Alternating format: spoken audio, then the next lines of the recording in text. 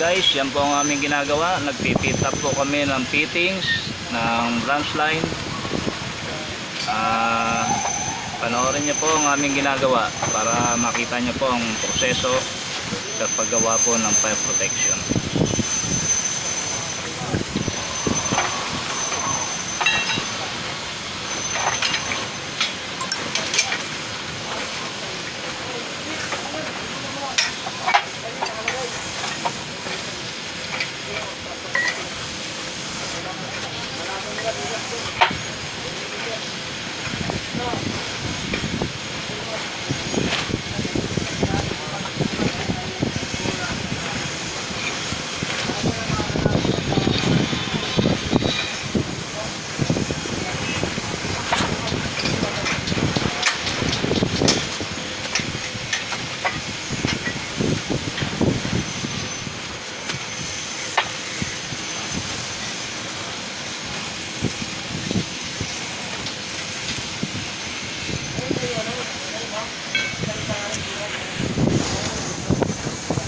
Ayan po, pagkatapos po namin ma-pit up, yan naman po, pinipinturahan po.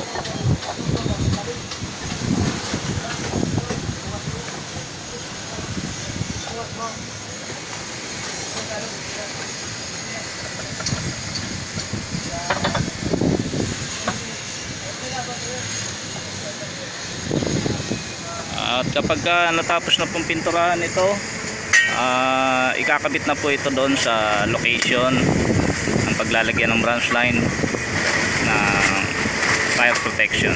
Ganyan lang po kasimple ang paggawa ng branch line ng fire protection system.